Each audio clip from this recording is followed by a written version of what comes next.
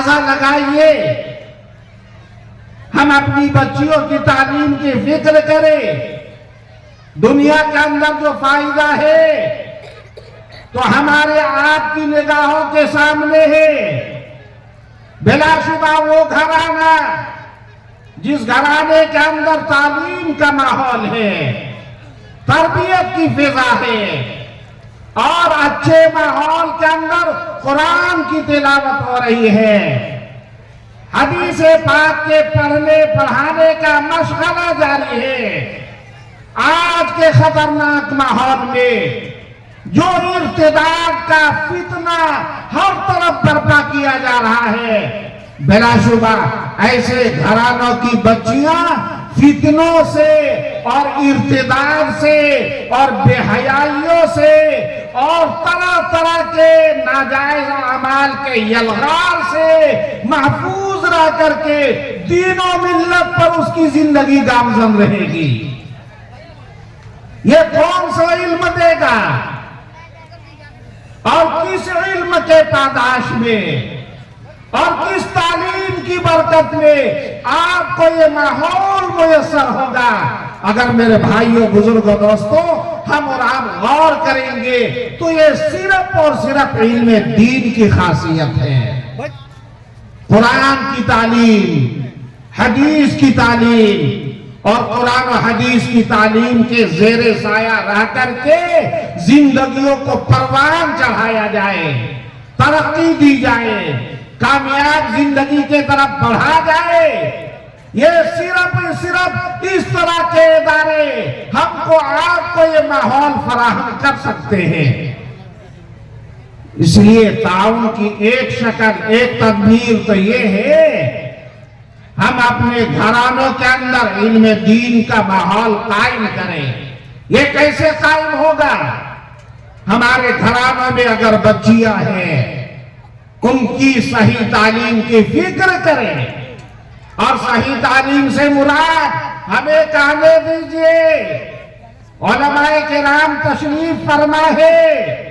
ان اکابر علماء کی موجودگی میں پوری ضمانت کے ساتھ میں کہہ سکتا ہوں آج یونیورسٹیوں کا جو ماحول ہے اور اسکول کی جو فضا ہے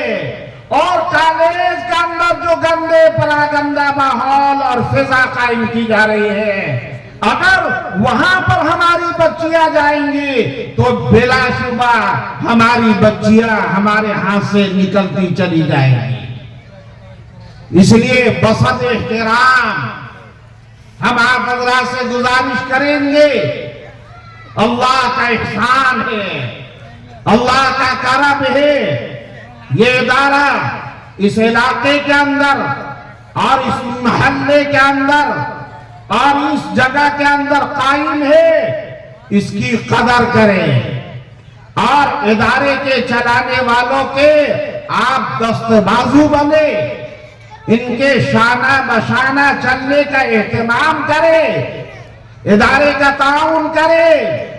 ادارے کو محبت کی نگاہ سے دیکھے،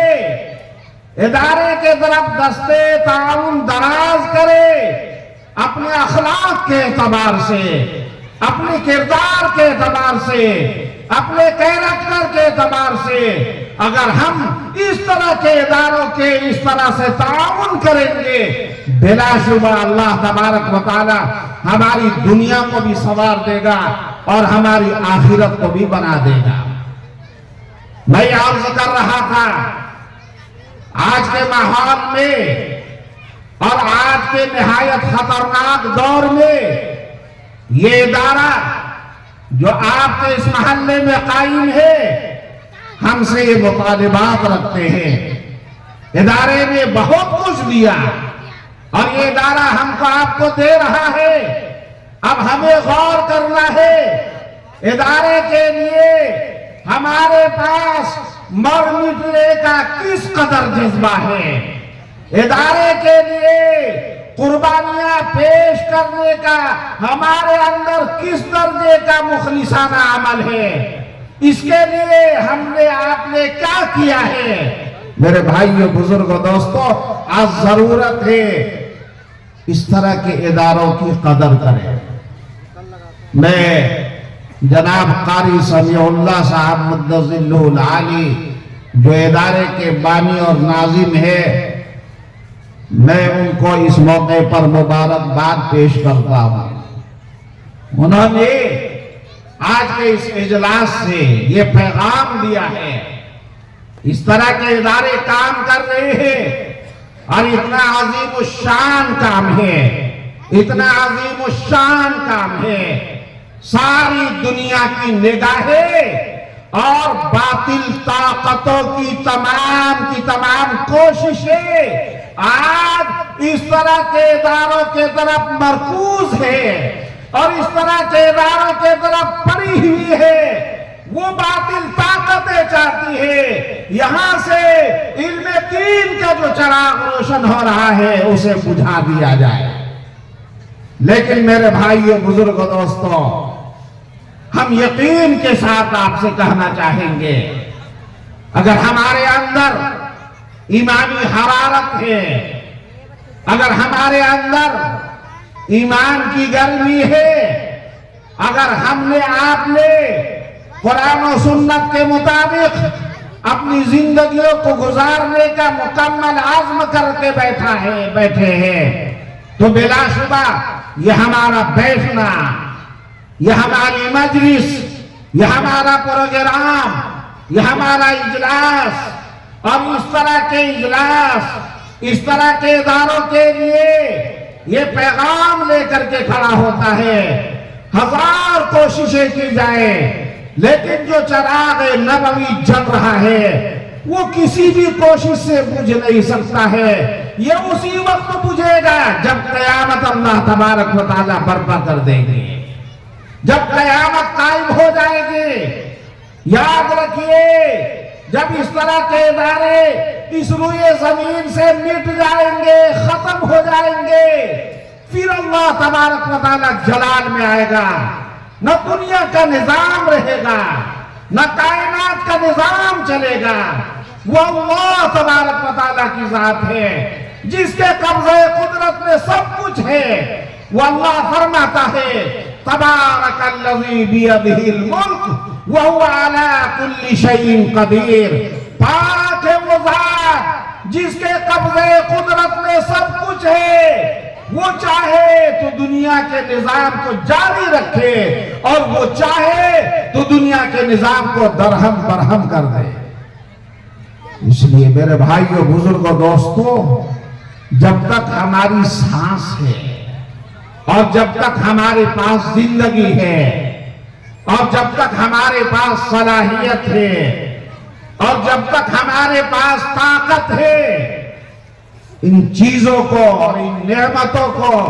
اللہ تبارک و تعالیٰ کا احسان جانے اور احسان سمجھے اور اس طرح کے اداروں کی قدر کرے۔ اللہ تبارک و تعالیٰ ہم کو، آپ کو، سب کو مخلصانہ عمل کی دولت سے مالا مال فرمائے۔ میں پھر آخر میں اس ادارے کے ناظم اور بانی جناب قاری محمد سمیع اللہ صاحب مدظلہ العالی کے خدمت میں مبارکباد پیش کرتا ہوں۔ انہوں نے ہر اعتبار سے ادارے کو چار چاند لگانے کی کوشش کی اور ان کی کوششوں کا ثمرہ ہے اکابر علماء دور دراز مسافت طے کر کے آج آپ کے اس محلے میں تشریف فرما ہے، جو ان قریب رونق اسٹیج ہونے والے ہیں، اور ان کے قیمتی فرمودات سے